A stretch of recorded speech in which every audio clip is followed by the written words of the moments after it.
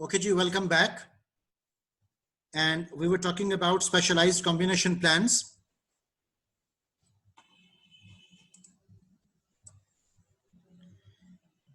And the topic was commission plus drawing account plan. Iski basic definition dekhiye. Commissions are paid, but a draw on future earnings helps the salesperson to get through low sales period. जिसमें के जो salesman है वो sales से पहले भी कुछ amount वो ड्रॉ कर सकता है based upon future forecasting of sales. इसके अलावा कमीशन प्लस बोनस प्लान्स हमारे पास अवेलेबल है जिसमें कि पे is mostly based on commissions and small bonus are paid for directed activities like selling slow moving items. So इसमें एक benefit हमारे पास होता है कि बाज़ औक़ात अगर एक hot selling item मार्केट में ना हो और आप उसको भी मार्केट में बेच पाओ तो उसके इवज़ आपको एक बोनस वो मिल जाता है because of your sales effort. इसके अलावा टीम और ग्रुप वेरिएबल पे इंसेंटिव प्लान्स भी हमारे पास अवेलेबल है. जब हम टीम और ग्रुप इंसेंटिव प्लान्स की बात करें, so your author says a plan in which a production standard is set for a specific work group and its members are paid incentives if the group exceeds the production standard. तो इस सूरत में individual पे plan नहीं होता, एक group की performance को देखा जाता है और ग्रुप की ओवरऑल परफॉर्मेंस पर बेस्ड हम उन्हें कंपनसेट वो करेंगे अगर वो हमें एक स्टैंडर्ड से ज्यादा परफॉर्म वो करके दे रहे हैं. अब हम देखते हैं कि आपने टीम इंसेंटिव्स को डिजाइन कैसे करना है. So set individual work standards जिसमें के set work standards for each team member and then calculate each members output. तो अब हम उन सब के इंडिविजुअल आउटपुट्स को कैलकुलेट करके हम उनका एक सम टोटल वैल्यू भी बना सकते हैं. So members are paid based on one of three formulas. पहला फॉर्मूला हमारे पास है कि all members receive the same pay earned by the highest producer. जिसने सबसे ज्यादा काम परफॉर्म किया उसके मुताबिक सब लोगों को पे कर दिया जाएगा.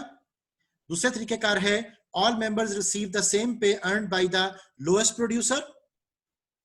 And the third method is that all members receive same pay equal to the average pay earned by the group.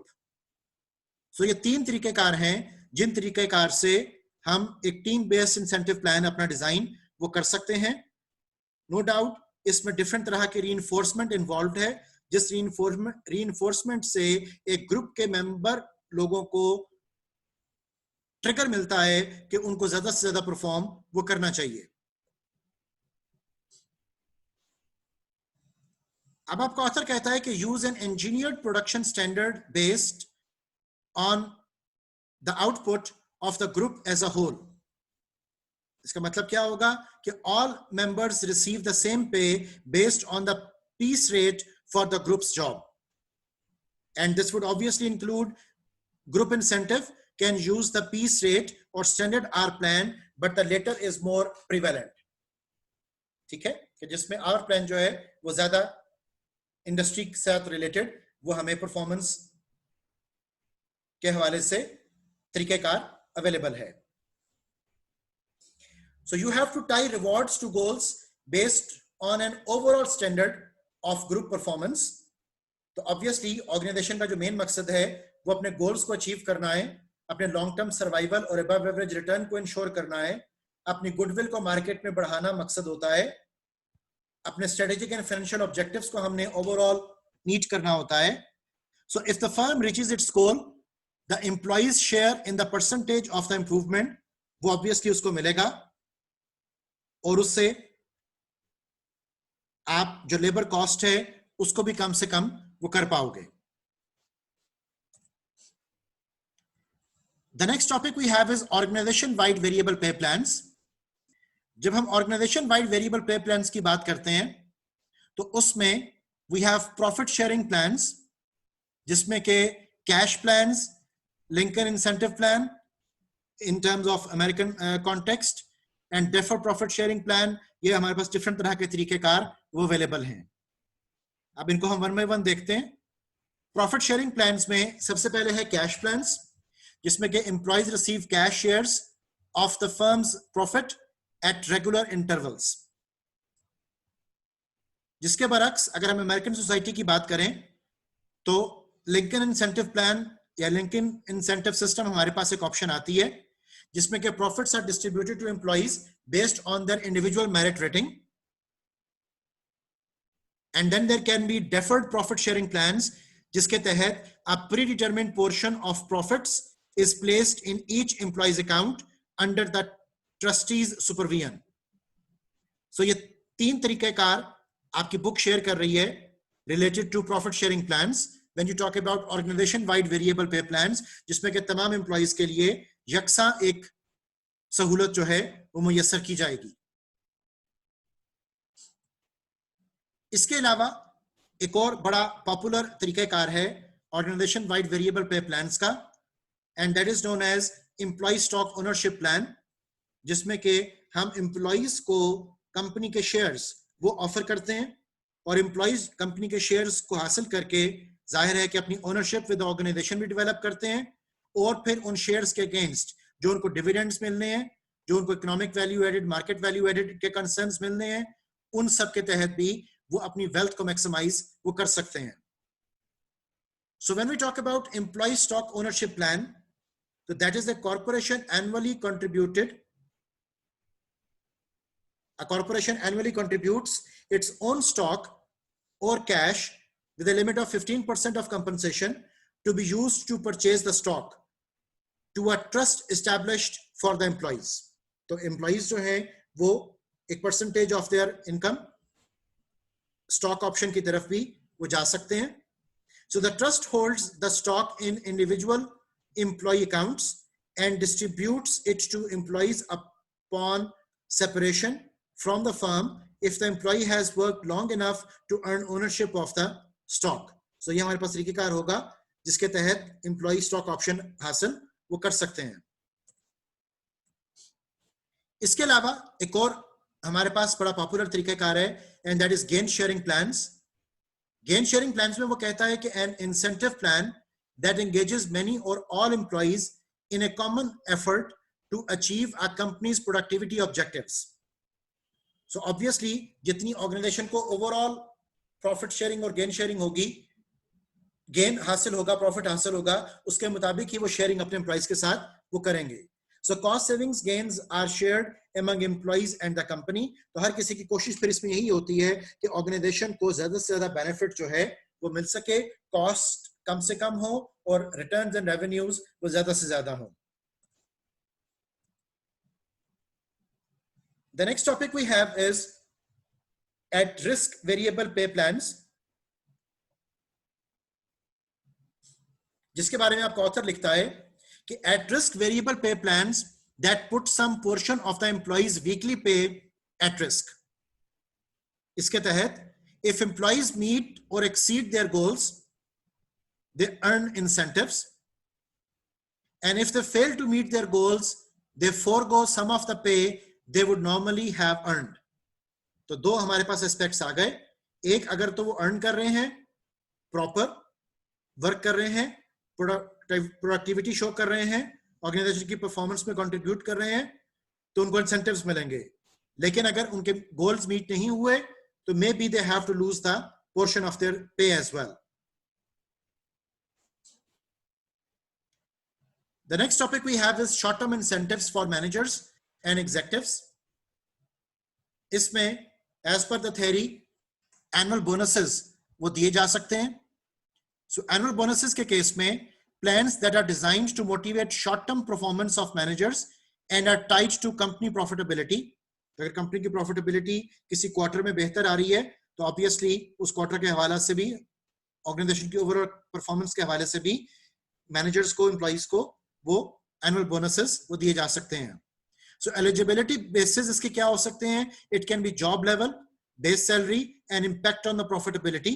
और ये ऑर्गेनाइजेशन की पॉलिसी पर डिपेंड करेगा कि वो बोनस को quarterly, annually, semi annually, by annually वो किस तरीके से पे ऑफ वो करते हैं। सो फंड साइज बेसिस हमारे पास सेकंड तरीकेकार है, जिसमें कि नॉन डिडक्टेबल फॉर्मूला, जिसमें नेट इनकम और डिडक्टेबल फॉर्मूला प्रॉफिटेबिलिटी को कैलकुलेट करके वो एक बोनस डिसाइड किया जाता है। इसके अलावा इंडिविजुअल अवार्ड्स भी दिए जा सकते हैं, जिसमें कि पर्सनल परफॉर्मेंस, पर्सनल कंट्रीब्यूशन, इन चीजों को भी मद्देनजर रखा जाता है when you are designing the annual bonus plans. Then we have long-term incentives for managers and executives, जिसमें स्टॉक ऑप्शन एक हमारे पास अवेलेबल है। So इस केस में the right to purchase a specific number of shares of company stock at a specific price during a specific period of time, ये हमारे पास इसकी सूरत हाल available है कि आप परचेज कर सकते हो स्टॉक्स को। उसमें डिफरेंट ऑप्शंस हमारे पास हैं, नॉन क्वालिफाइड स्टॉक ऑप्शंस हैं, इंडेक्स्ड ऑप्शंस हैं, प्रीमियम प्राइस्ड ऑप्शंस हैं।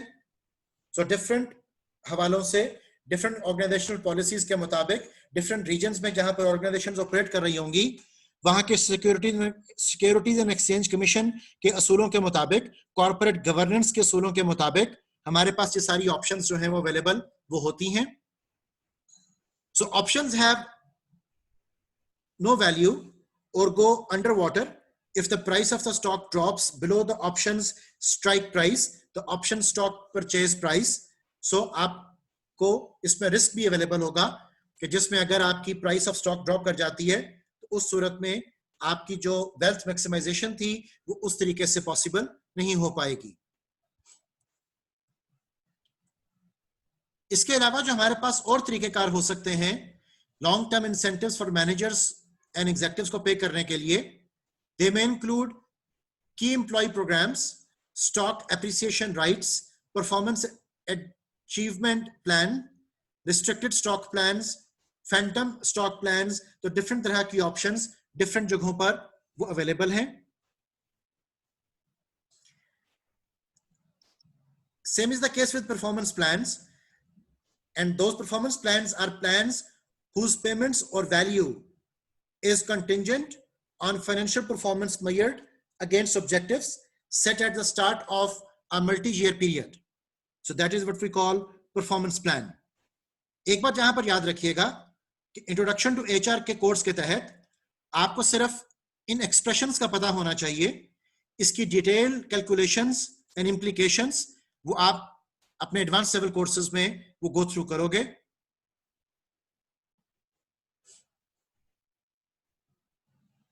लाइकवाइज जब हम एग्जेक्टिव इंसेंटिव्स की बात कर रहे हैं तो golden parachutes is an expression we use, जिसमें कि payments companies make to departing executives in connection with the change in ownership or control of a company. अगर कोई हमें छोड़कर जा रहा है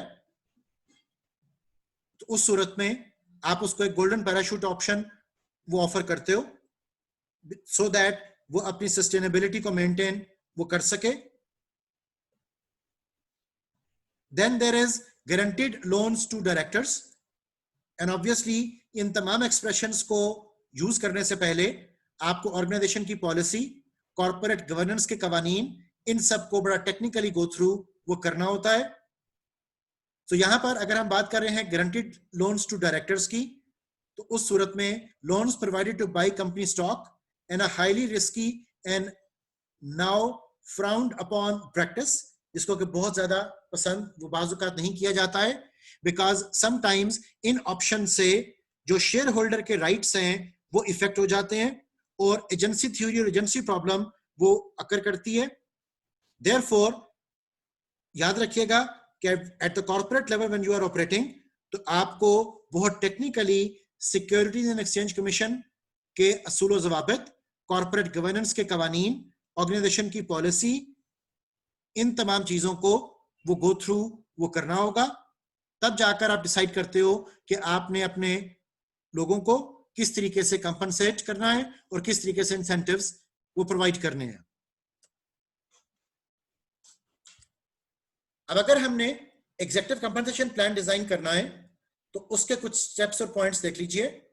number 1, define the strategic context of the executive compensation programme, कि आपको जो कंपनसेट करोगे अपने एग्जीक्यूटिव्स को, उससे ऑर्गेनाइजेशन के जो टारगेट्स एंड ऑब्जेक्टिव्स हैं लॉन्ग टर्म, वो कैसे अचीव हो पा रहे हैं।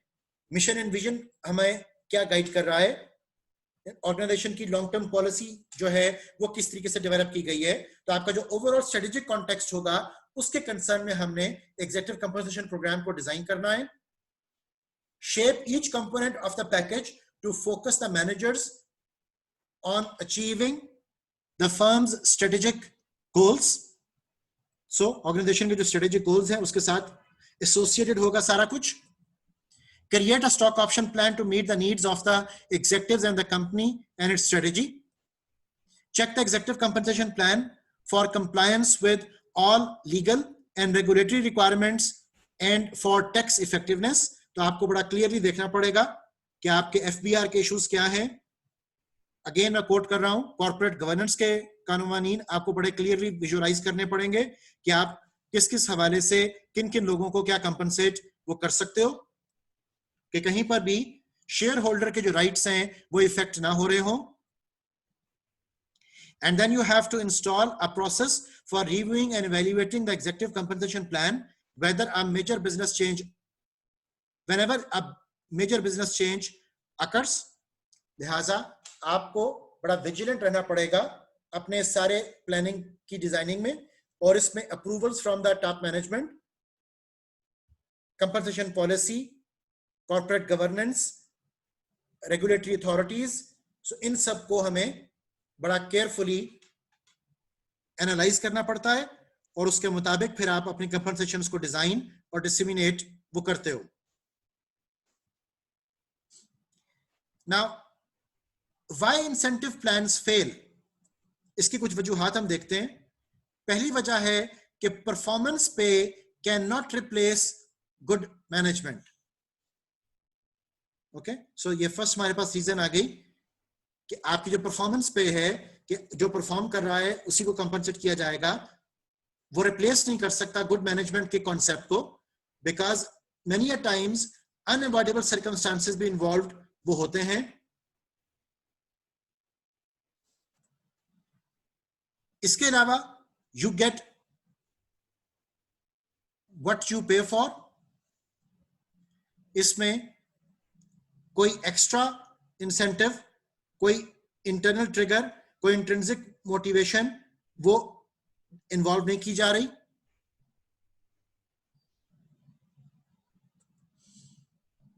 एंड रिमेंबर दैट पे is not a motivator.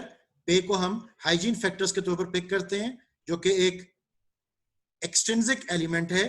So again यहां पर भी एम्फोसिस क्या है कि इंट्रिंसिक जो एस्पेक्ट्स हैं उनको हमें बड़ा मद्देनजर रखना होगा। So negative reinforcement that can even take place.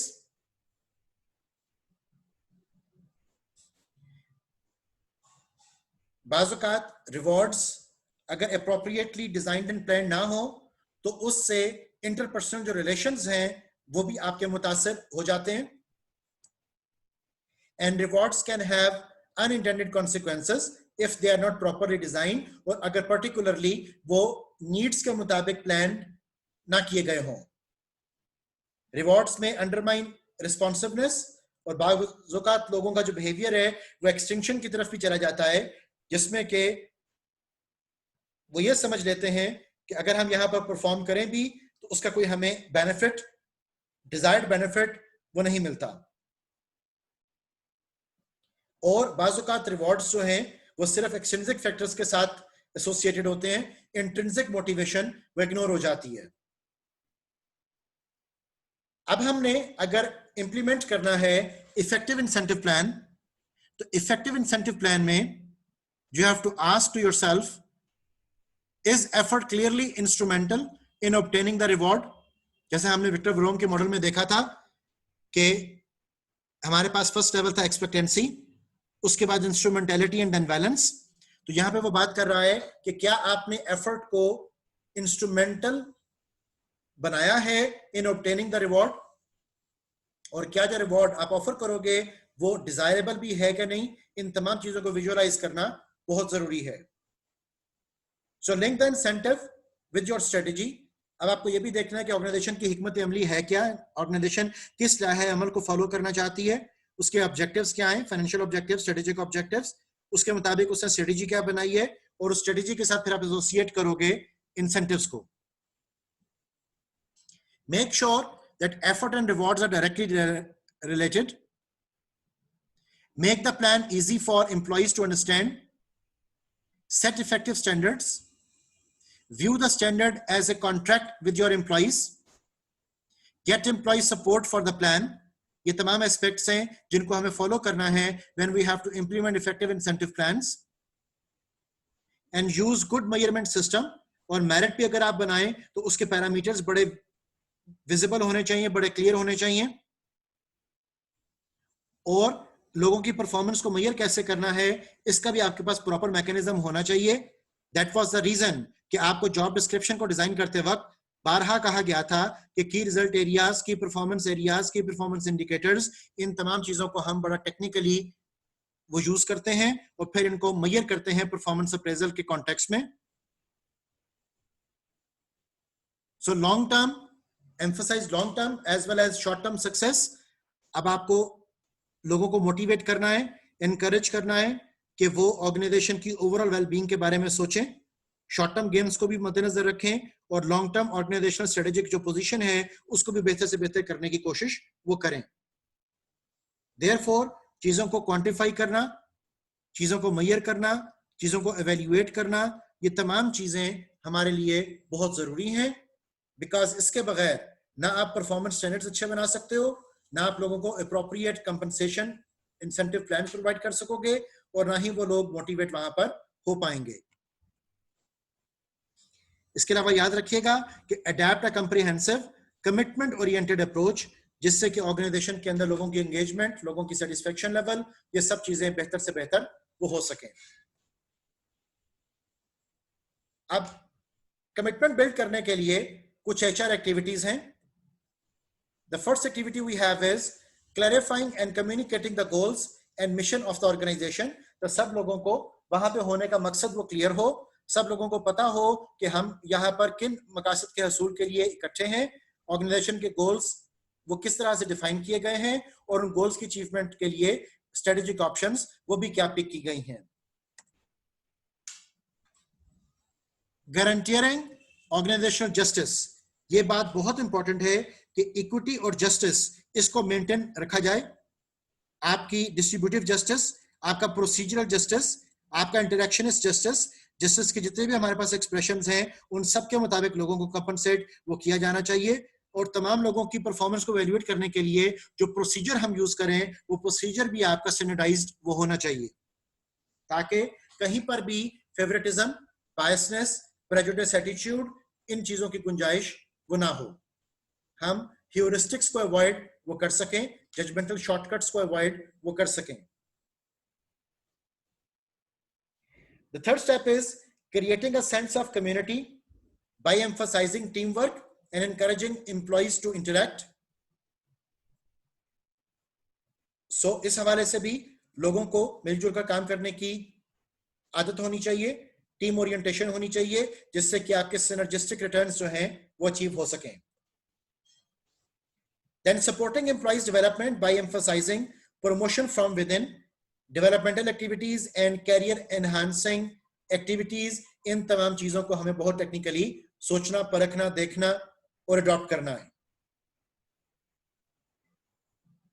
So generally committing to people first values, आपको हर सूरत अपने लोगों को मोटिवेट करना है और उनकी इंपॉर्टेंस को समझना है, क्योंकि जब तक आपका फोकस एज एन ऑर्गेनाइजेशन अपने एम्प्लॉइज पर नहीं होगा तब तक वो एम्प्लॉइज भी ऑर्गेनाइजेशन को अपने फोकस पे नहीं रखेंगे, और लॉन्ग टर्म सर्वाइवल और अबव एवरेज रिटर्न जैसे वाइटल इश्यूज जो हैं वो हमारे लिए चैलेंजिंग हो जाएंगे।